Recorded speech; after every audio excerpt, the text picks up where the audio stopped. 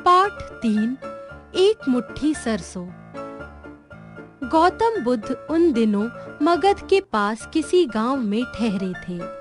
एक स्त्री रोती हुई उनके पास आई। उसके इकलौते पुत्र को सांप ने काट लिया था, जिससे वह मर गया था। उस स्त्री ने आंसू बहाते हुए भगवान बुद्ध से कहा, भगवान, मेरे बेटे को जीवन दान दो।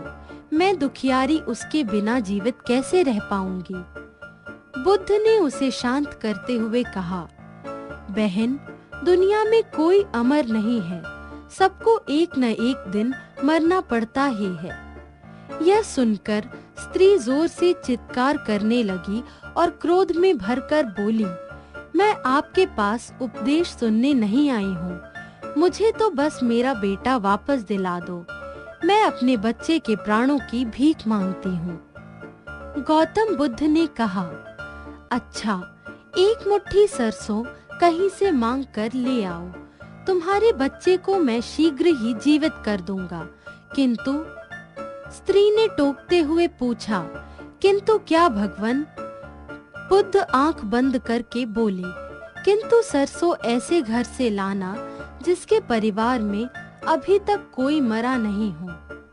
स्त्री खुशी खुशी मगध की ओर चली। उसे विश्वास था कि मुट्ठी भर सरसों कोई भी दे देगा, किंतु वह जिस दरवाजे पर भी जाती, वहां से उसे निराश ही लौटना पड़ता। लोग उसे मुट्ठी भर सरसों देने के स्थान पर मन भर सरसों देने को तैयार थे, किंतु स्त्री को कोई भी ऐसा घर नहीं मिला जहां मृत्यु के पैर न पड़े हों। किसी के पिता का देहांत हो गया था तो किसी की माता का, कोई पति खोकर विधवा हो गई थी तो कोई पत्नी खोकर विधुर, कहीं पुत्रियों का मरण हुआ था तो कहीं पुत्रों का। भला वृद्धा को सरसों कहाँ से मिलती? वृद्धा बहुत ही निराश व लाचार थी। अंत में निराश माता भगवान बुद्ध के पास गई। भगवान ने पूछा, क्या तुम सरसों ले आई? स्त्री बोली, नहीं भगवान। बुद्ध बोले, क्या तुम्हें किसी ने सरसों नहीं दी? स्त्री ने कहा, सरसों तो बहुत थी, किंतु मगध में कोई भी ऐसा घर नहीं था जहां मृत्यु न हुई हो। बुद्ध ने मुस्कुराकर कहा, लेकिन अब तो तुम सिर पीट पीट कर नहीं रो रही हो। क्या तुम्हें पुत्र नहीं चाहिए?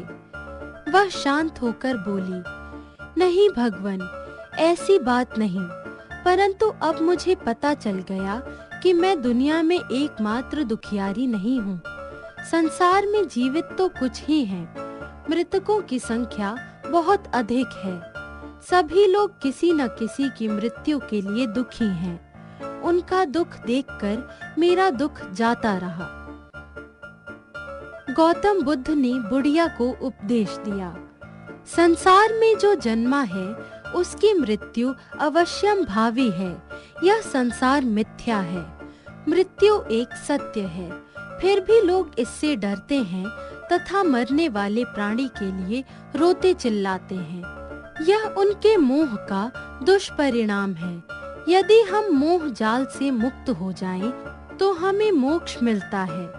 अब तुम्हें सत्य का ज्ञान हो गया है। जाओ, अपने बच्चे का अंतिम संस्कार करो। शिक्षा। मृत्यु एक अटल सत्य है। प्रत्येक प्राणी की मृत्यु निश्चित है। अतः हमें मृत्यु से डरना तथा मरे हुए प्राणी के लिए रोना चिल्लाना नहीं चाहिए। हमें मोह ममता से भी दूर रहना चाहिए।